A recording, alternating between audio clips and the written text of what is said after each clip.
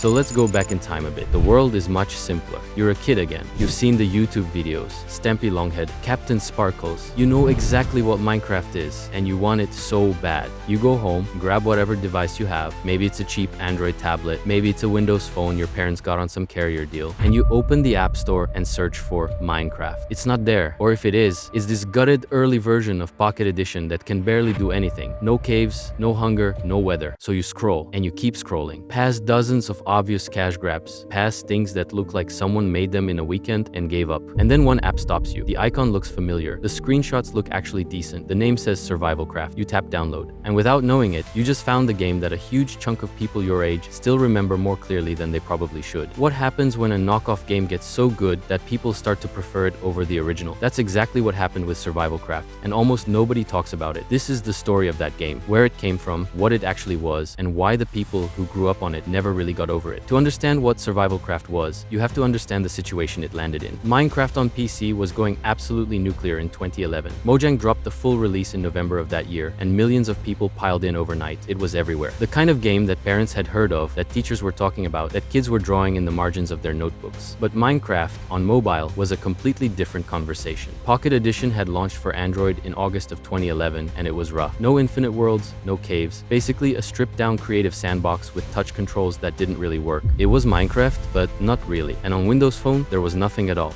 Wait, what's a Windows Phone?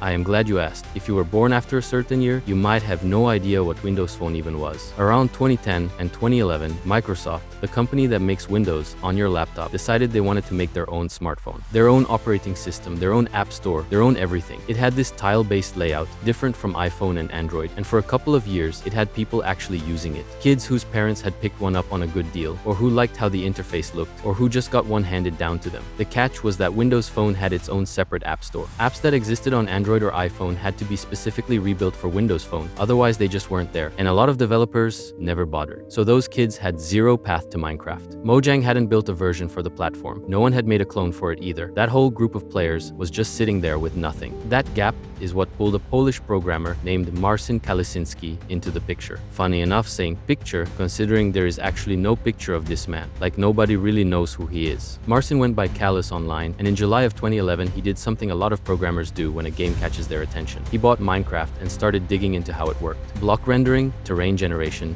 physics. The kind of tinkering programmers do because they're curious. He wrote later that the whole thing started as a toy project. He never thought about publishing it. He even said the reason he held back was because there were already way too many Minecraft clones out there, and he didn't want to add another one to the pile. But then he looked at Windows Phone and noticed what nobody else had noticed yet. The platform was completely untouched. Every clone maker had gone to Android and iOS and ignored it entirely. So he tried to port what he had. The Windows Phone development tools had their own walls. No shader support, no native code, meaning a lot of the technical shortcuts other developers used just weren't available to him. At one point, he got the game running on an actual handset, and it was sitting at 4.5 frames per second, barely moving. He was close to scrapping the whole thing. But instead, he stayed up and kept hammering the code until the frame rate climbed into something playable. And on the 16th of November, 2011, Kalus submitted SurvivalCraft to the Windows Phone store. The only person who had tested it before that was his own son. It got approved and went live. But one question stands. Was anyone actually going to play it? I mean, it's still a Minecraft ripoff at the end of the day, right? The game drops you on a shore with nothing. A ship sails off and the crew tells you outright that they aren't coming back. The sun is already moving toward the horizon. You have empty pockets and no shelter and no explanation of anything. That was by design. Kalus had said from the start that survival was going to be the spine of the whole game. The actual pressure of staying alive in a place that wants to kill you. And everything in the game was built to back that up. While early Minecraft PE had a small handful of mostly passive animals wandering around doing nothing threatening, SurvivalCraft launched with over 30 species that actually exist. Lions, tigers, bears,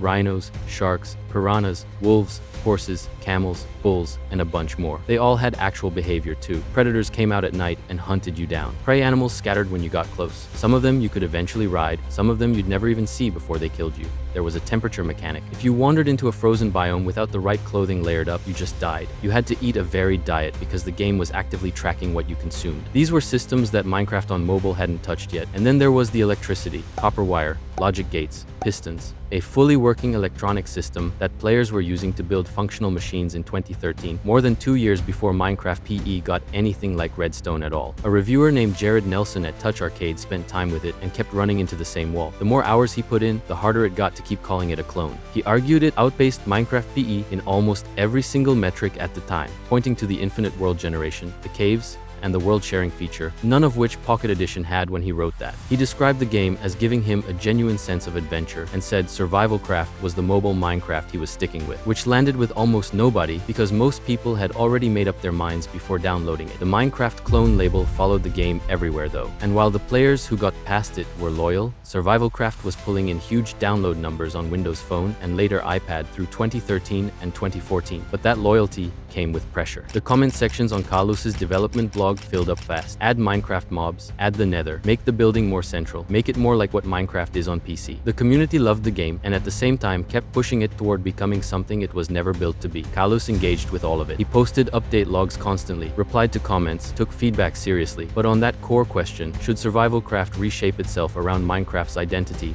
he kept saying no. His game was about nature, about actual ecosystems, about the cost of bad decisions, and he was going to keep it that way. That decision kept the game's identity intact. However, it also started costing players the moment Minecraft started catching up. Between 2012 and 2015, Pocket Edition went through a serious overhaul. Caves came in, hunger came in, redstone finally arrived in November of 2015. World generation got dramatically better, and in 2014, Microsoft bought Mojang for $2.5 billion. Whatever Pocket Edition was going to become, it now had the full weight of one of the biggest tech companies on Earth pushing it forward. The gap that had given SurvivalCraft its whole reason for existing was shrinking fast. SurvivalCraft still had no multiplayer. That was the thing that couldn't be patched around. Kids were using these games as social spaces. You got on, you built something with your friends, you messed around together. SurvivalCraft had a community section where players could upload their worlds and download other people's builds, but you explored them alone. You couldn't build together in real time. For some players that was fine. For the majority of kids who wanted to play with someone, it was a deal breaker. So gradually, the audience drifted back to Pocket Edition as it filled out. What stayed was a smaller, more committed group. The ones who genuinely preferred the harder survival systems, the wildlife, the electronics, the game that actually punished you for playing sloppily. Carlos kept shipping updates, 30 of them, over the lifespan of the original game. New biomes, new weapons, an expanded clothing system where layering a fur hat over a wool coat over leather boots actually changed how long you could survive in a blizzard. Every few months, something new. The 30th and last update to the original SurvivalCraft dropped in March of 2016, and then the updates just stopped, and people wondered, is the game officially dead? The answer is no. 9 months later, in December of 2016, SurvivalCraft 2 launched on Android, a full sequel, rebuilt from scratch. The headline feature at launch was a custom furniture system, letting players craft and shape their own blocks using an in-game tool. Seasonal weather, meaning actual summer, winter, autumn, and spring, each with different survival demands. New electricity mechanics, over 40 combinations of clothing. All the animals from the original carried over. The game launched without multiplayer again. The one thing people had been asking for since 2011 still wasn't there. But a few months later, Carlos shipped update 2.1, and it changed the game significantly. Split screen for up to 4 players on the same device arrived, food rot arrived, so did sickness, flu, new species, and rivers. The wall that had been bleeding the audience for years was finally gone. Carlos was still the only person working on it. One studio, one developer, and somewhere around 100 million total installs across all his apps on Android alone. From a toy project that nearly stayed at 4.5 frames per second to 100 million downloads. Now what about now? Where is the game we all called Minecraft once? SurvivalCraft 2 is still being updated. In November of 2024, after a stretch of silence that had the community wondering if the game was finished for good, Carlos posted about a new version. The comment section under that post filled up within hours. People writing things like, "We thought you were gone," and "The king has returned," and "I've known this game since 2013, and I'm glad it continues to be updated to this day." Those people are most likely adults now. Most of them were kids when they first found the game. And in February of 2025, Carlos posted a development roadmap for update 2.5, online multiplayer, new cave systems, the two things the community had been asking for since the very beginning. 14 years. There's a line in the original game's description that Carlos wrote in 2011 and never changed. You can still read it today on any store page where the game is listed. "You are marooned on the shores of an infinite blocky world." He wrote that for a toy project on a platform most developers had written off, with his son as the only tester. And it's still there. The Minecraft we grew up with is still with us.